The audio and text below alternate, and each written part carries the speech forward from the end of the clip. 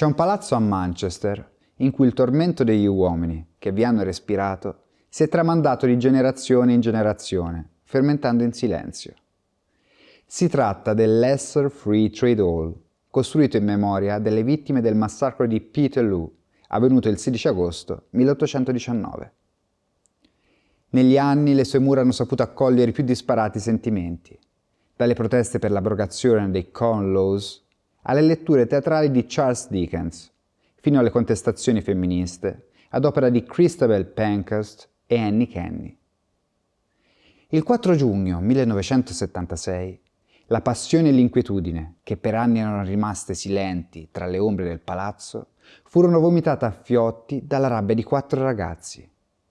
La regina ebbe un brivido lungo la schiena. Il Big Ben perse un secondo. Quella fu la sera in cui i Sex Pistols portarono il punk in Inghilterra.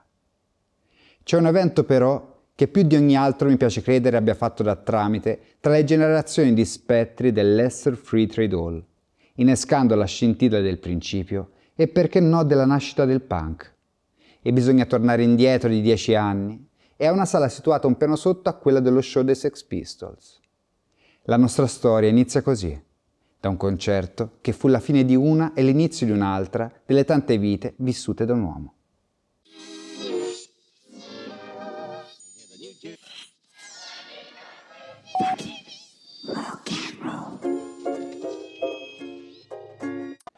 Immaginati un tradimento. L'accusa "sei un Giuda" urlata a un ragazzo messo alla gogna da una platea inferocita. Immaginati quel ragazzo che si volta a guardare gli unici amici che ha. Barcolla, forse ha paura, ma dalla sua bocca impastata esce un ruggito, quasi un grido di battaglia. Suonatela fottutamente forte. Boom! L'organo entra a controtempo. Gli amplificatori sono al massimo della saturazione. Parte alla carica Like a Rolling Stone. L'ostilità e l'insoddisfazione non era una novità. Da un anno a questa parte, a cominciare dal Newport Fall Festival del 65, l'ala radicale dei suoi fan si era sentita tradita, non lo riconosceva più.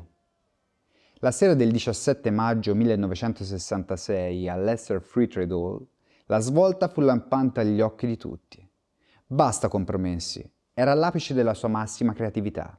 3 album in 2 anni, Bring It All Back Home, Highway 61 Revisited, è uscito esattamente il giorno prima il doppio disco Blonde on Blonde, forse il più rappresentativo della sua intera carriera.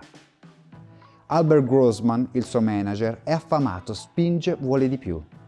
Ha già messo in programma più di 60 concerti in giro per gli Stati Uniti prima della fine dell'anno.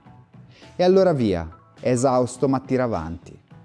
Basta inserire il jack all'amplificatore e l'elettricità scorre fin dentro alle vene, mandando in fibrillazione il cuore ed esaltando il cervello. Addio musica folk, addio canzoni di protesta. Il rock parla già di per sé. E poi adesso ci sono quei canadesi a coprirle le spalle che rispondono al nome di The Hawks. Bob Dylan è fuori ogni convenzione e nonostante i fischi di qualcuno, ha il mondo della musica ai suoi piedi. Di quel tour attraverso gli Stati Uniti però non si tenne neanche un concerto. Per fuggire dal caos del Greenwich Village, Dylan si era trasferito con la famiglia a Woodstock, un'area rurale a nord di New York, che di lì a qualche anno diverrà famosa per il celebre festival. È il 29 luglio 1966. La Streble Road è una tortuosa strada che attraversa la campagna intorno a Woodstock. Bob Dylan è in sella alla sua fidata Triumph, di ritorno da una visita al suo manager Albert Grossman. Dietro di lui, alla guida di una macchina, sua moglie Sarah Lawrence. Quello che accadde quel giorno non fu mai rivelato. C'è chi afferma che fu a causa di una macchia d'olio sull'asfalto, chi dice invece che fu accecato dal sole. Dylan perse il controllo della moto. L'incidente fu da subito avvolto nel mistero. Non un referto medico che avvalorasse l'accaduto, né una chiamata all'autorità o una richiesta di ambulanza. Le cronache dell'epoca accennarono appena all'episodio, solo sussurri e speculazioni contraddittorie. Quel che è certo è che a seguito dell'incidente tutti gli impegni presenti in agenda furono cancellati. Dylan fu segregato in casa, al suo fianco solo familiari e amici, quelli giusti però. Pur di stargli vicino, 5 ragazzi hanno preso in affitto una casa a poca distanza da quella di Dylan. Si tratta di una grande villa dalle pareti rosa, che verrà ribattezzata con il nome di Big Pink. Ed ecco ripresentarsi i canadesi di cui parlavamo. Ma chi sono questi Hawks? Per raccontare la loro storia bisogna fare un passo indietro e accennare a una figura emblematica attorno alla quale gravitarono alcuni tra i migliori talenti dell'epoca. Ronnie Hawkins, classe 34, insieme a Roy Orbison, Jerry Lee Lewis e Carl Perkins, può essere sicuramente considerato uno dei pionieri del rock and roll. Ma siamo alla fine degli anni 50 e il successo non è ancora arrivato. Sa di non essere più un ragazzino e la sua generazione sta già passando il testimone alle nuove leve che faranno del rock and roll un fenomeno mondiale. Non sarà una celebrità acclamata quanto i suoi colleghi, ma Ronnie ha un pregio invidiabile, un fiuto incredibile nello scovare giovani talenti. È il 1957 e Ronnie è nel nativo Arkansas per una serie di concerti. Ha sentito parlare di un giovane batterista con una stoffa incredibile. Il suo nome è Levon Helm. Il ragazzo non ha ancora compiuto 18 anni e sua madre vuole che prima di dedicarsi alla musica ottenga il diploma superiore. E allora per un anno l'aspetta. Poi insieme partono alla volta del Canada, dove il manager sostiene che ci sia ancora spazio per sfondare. Nel giro di pochi anni, la line-up dei The Hawks si completa. I restanti membri sono tutti canadesi. Richard Manuel al piano, Garth Hudson all'organo e Robbie Robertson al basso. Esatto, perché al tempo a suonare la chitarra è un altro ragazzo. Il suo nome è Roy Buchanan e sostiene di essere mezzo lupo. Al di là dell'eccentricità, il suo stile è incredibile e prima di intraprendere la carriera solista decide di tramandare tutto il suo sapere a quel giovane bassista di sangue Mohawk. Robbie Robertson passò quindi alla chitarra e come bassista fu ingaggiato un certo Rick Danko. Torniamo a noi. Come impiegare quindi il tempo a disposizione? In fondo Dylan sembra essersi ripreso del tutto dall'incidente, o forse no. C'è qualcosa che lo angoscia, la sua vita sembra non appartenergli più. Stavo senza fare niente una notte sotto la luna piena. Guardai nel bosco tetro e dissi: qualcosa deve cambiare. E allora cosa fare? È la primavera del 67, la natura si sta risvegliando, gli uccelli cantano ed il profumo dei fiori è trasportato ovunque dalle sottili ali del vento del cambiamento. L'amore è nell'aria. Ci sono tutti, ma Bob Dylan è altrove. Chiuso in una stanza, con la finestra spalancata sulla campagna circostante, mentre il resto del mondo sta fluttuando nell'arcobaleno di colori della Summer of Love, Dylan sta scandendo il tempo al ritmo dei tasti di un Olivetti, intento a riscrivere la storia della musica americana. Il primo passo da fare fu riesumare dalla polvere l'Anthology of American Folk Music, una selezione di canzoni registrate tra il 1926 e il 1933, ma pubblicate nel 1952 dalla Folkways Records. Quelle tracce dal sapore scarno, ululati della Grande Depressione, assunsero adesso un valore del tutto personale. Furono il mantra della nuova restaurazione di Bob Dylan. Abbandonato ogni scampolo di musica rock, era giunto il momento di rievocare quelle origini che avevano indotto il ragazzino che era stato a perdersi lungo i sentieri della folk music, seguendo le tracce di Woody Guthrie e Hank Williams. Il secondo passo fu quello di liberarsi da ogni costrizione. Per contratto deve ancora alla Columbia Records un album oppure 14 inediti da destinare ad altri artisti. Adesso non gli resta che indottrinare i suoi compagni e a plasmare in loro un nuovo modo di approcciarsi alla musica, trapiantando nel loro substrato elettrico le radici della musica americana. Con le cover Bob ci stava educando un po', affermò Robbie Robertson.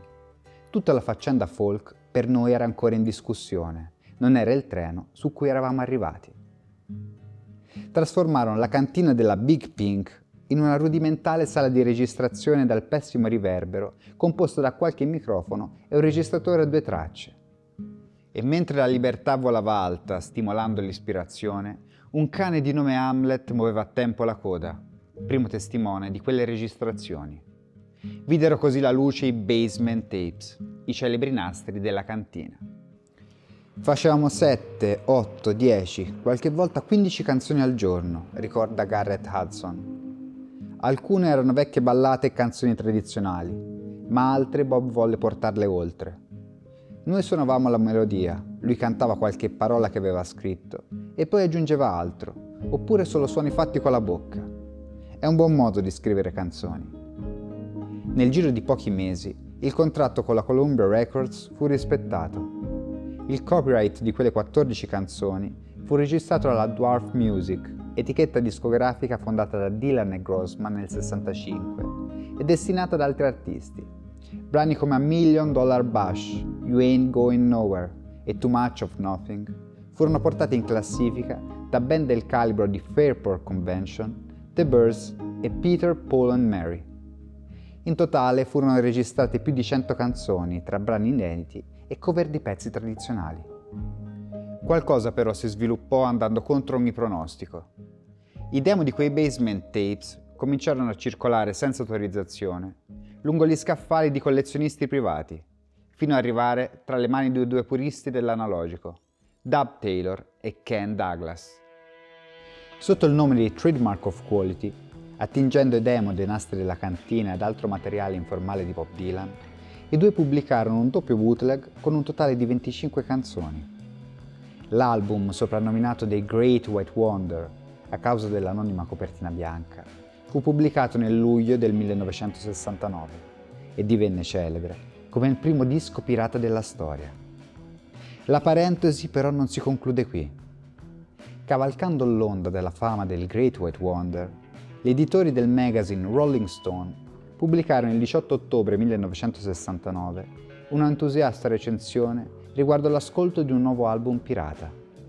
Il disco, pubblicato nel novembre del 69 da una sussidiaria della Warner Bros. Con il nome The Mass Marauder, The Complete Deity Recordings, conteneva la registrazione delle incredibili jam session nata dall'incontro tra Bob Dylan, Mick Jagger, Paul McCartney, John Lennon e George Harrison e vendette più di 100.000 copie. La cosa eccezionale fu che la recensione, il bootleg, la stessa casa discografica furono creati con l'unico scopo di fare un semplice scherzo. Ovviamente Dylan, Jagger e i tre Beatles non furono interpellati. Per la burla fu ingaggiato comunque un vero complesso, la Clan Linas e God Linas Skiffle Band, che posizionandosi al 114° posto della Billboard Album Chart ottenne una meritata dose di celebrità.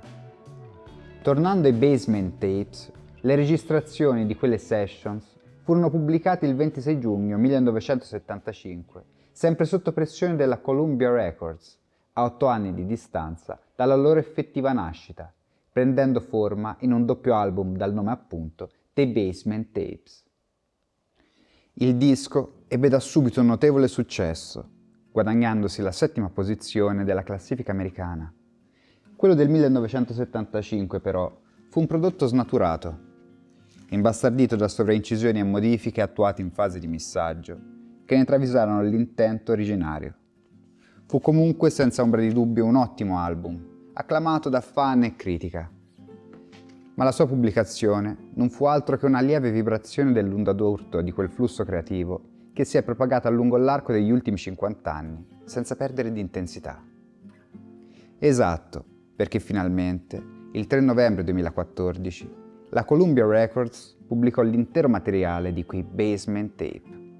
Le raccolte furono 2, The Bootleg Series, volume 11 dei Basement Tapes Complete, contenente tutte le incisioni, anche quelle più goliardiche dal semplice valore storico, per un totale di 139 tracce raccolte in 6 dischi, e The Bootleg Series, volume 11 dei Basement Tapes Raw, versione ridotta ma più fruibile, contenente solo gli estratti più rilevanti. Ma che ne fu dei nostri canadesi? Cambiato adesso nome da The Hawks a The Band, figlio della stessa culla fu il loro disco d'esordio pubblicato il 1 luglio 1968 dalla Capitol Records, con il titolo di Music from Big Pink, in onore della casa dove tutto era nato. Il disco fu la celebrazione di quella magica collaborazione tra loro e Bob Dylan, a partire dal fatto che 3 furono i brani donati loro dal cantautore di Duluth: Tears of Rage, A Shall Be Released e This Wheels on Fire.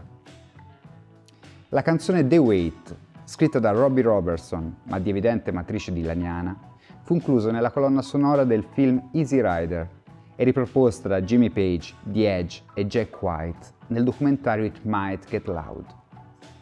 Purtroppo però non tutti i testi scritti da Dylan furono riportati in musica e questo sarebbe stata una grossa perdita.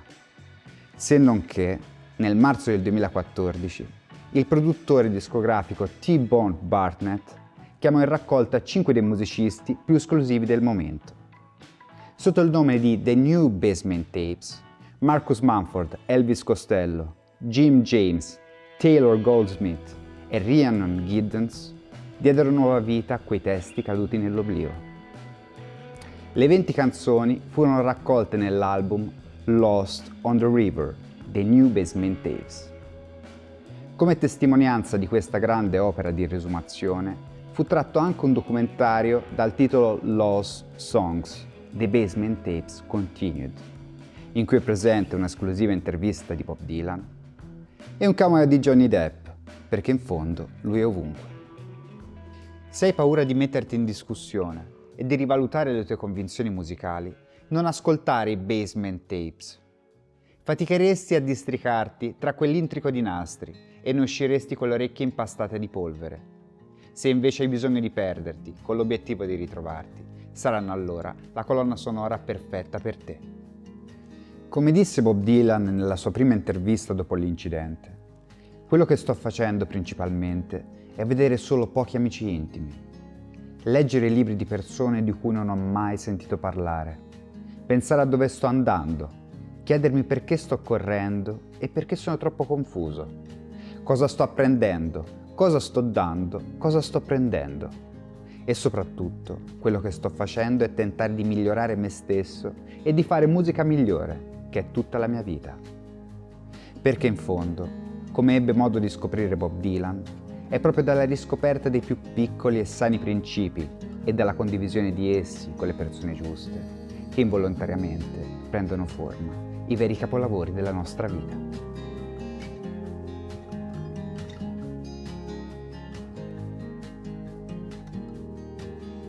Ciao Rockfella, grazie per aver visto il video. Questa è la storia dei Basement Tapes. Se l'episodio ti è piaciuto, metti like e condividilo con i tuoi amici. Lascia un commento per trasmetterci la tua idea e per aiutarci a trovare ispirazione per storie sempre nuove. Seguici per diventare parte di questa realtà. Questo è Fucking Rock.